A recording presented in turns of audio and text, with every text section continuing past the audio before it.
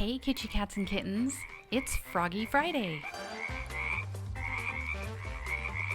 Hi everybody, welcome back.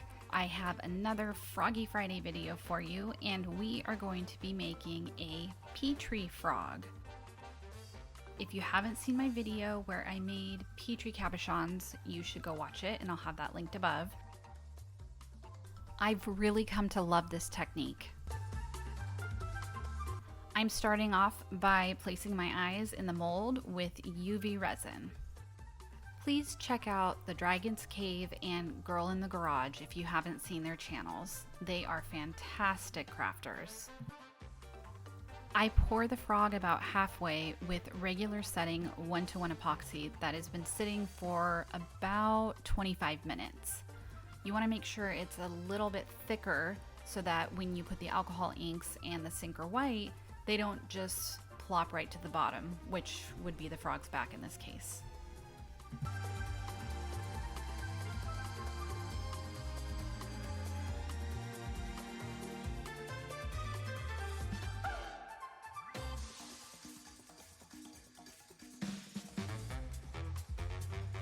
So now I'm going in with my alcohol inks, and I wanted to create a sunset frog. In the Froggy duel last week with my husband, he made a frog out of these same colors but with mica powder, and I loved it. So I decided to replicate that here with Petri. I used alcohol inks, several different brands, I'll have those linked in the description, and I went with warm pinks, red, orange, and yellow, and I made sure to include a sparkly yellow as well.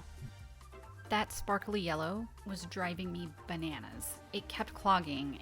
I don't know if it was the ball bearing inside getting stuck in the spout or what.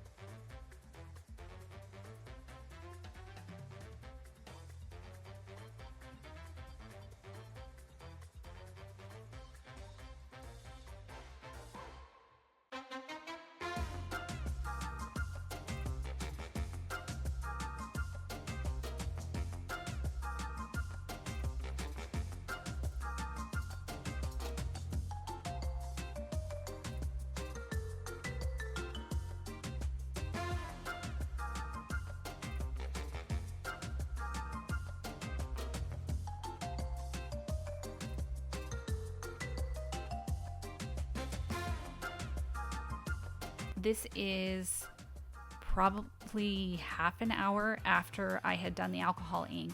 I let it sit. I want it to get a little bit goopy. And yes, that is the technical term.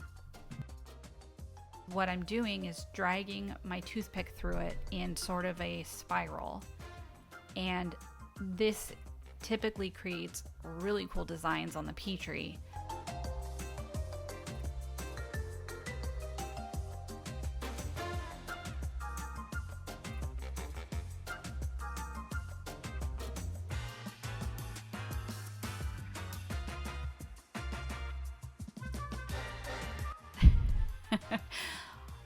There's my nose. I didn't give you the full-on head this time, just the nose. But I went through and did this as best I could, and I am using a toothpick. I'm being very careful not to scratch the surface of the mold.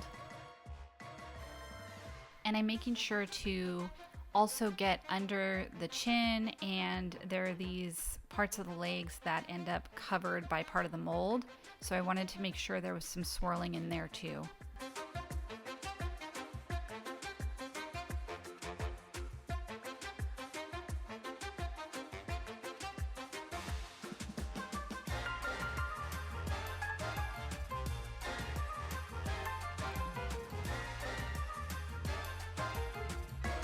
Once that's done, it went into the curing machine to cure. So this is the next day. I'm going to be using Designer Epoxy's Hypershift in clear, and I love this stuff. It is so pretty. I just need to sit and admire it for a moment.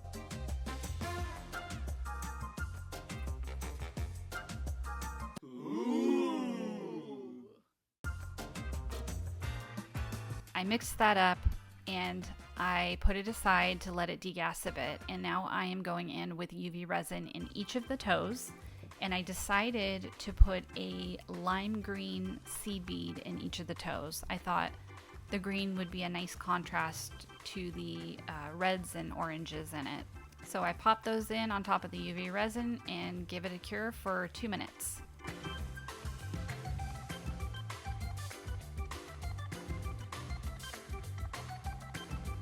So now we're pouring. This is going to be my final layer, and I did spray a little alcohol in there first just to hopefully mitigate some of the micro bubbles that end up around the edges where the two resin pores meet. Unbeknownst to me, micro bubbles are going to be the least of my concerns. And I do want to thank you for stopping by, and thank you to all of my viewers and subscribers. I'm very grateful for all of you.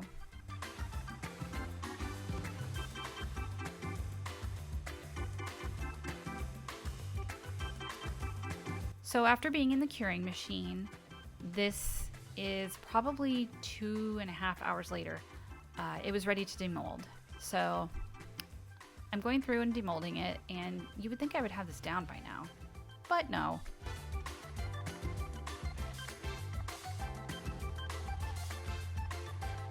Oh, I have no idea what happened. The only thing I can think of is that the resin wasn't mixed fully, or it wasn't properly portioned out. I really don't know. And here's Mr. Kitschy taking a look at it. He wanted to get some close-ups of the Petri effect, which I think due to the improperly cured resin did not turn out so hot. It looks really cool in one of the legs, and that's about it. So I needed to get rid of the uncured resin in order to continue on, and it wasn't exactly liquid. Part of it was, but at this point it's just sort of, there's not a better term, but it's kind of gelatinous. I don't know. It's really gross, but I decide I need to do my best to sort of scrape it out and get rid of as much of that as I could. And at this point, I'm still not sure what I'm doing.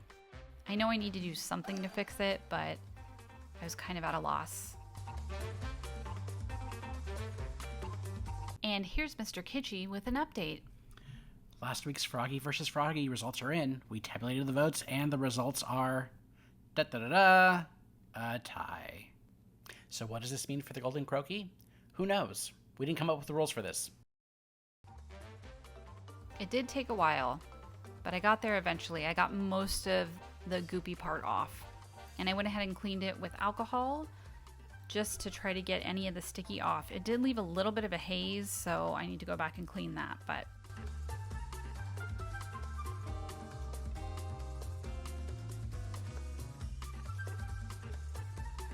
so here is the heart. I made a heart cabochon out of the lime green glitter while I was making my holiday cabochons, and Mr. Kitschy found that.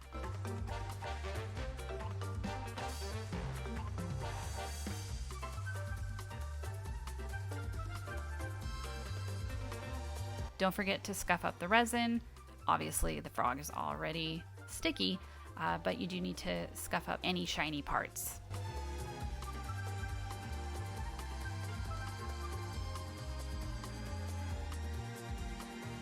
I think it looks pretty cute. It matches the toes really well. Nicely done, Mr. Kitschy.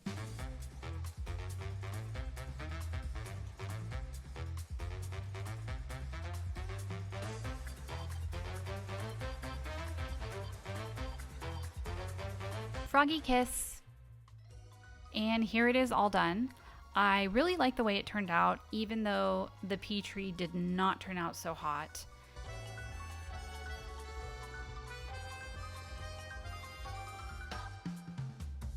The irony of my Petri dish frog having chemistry issues curing is not lost on me. But there's always next time. I still think it looks cute.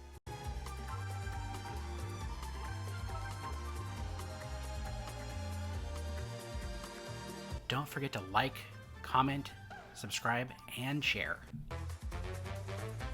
Thanks for being here. Thanks for hopping by. I'll see you soon.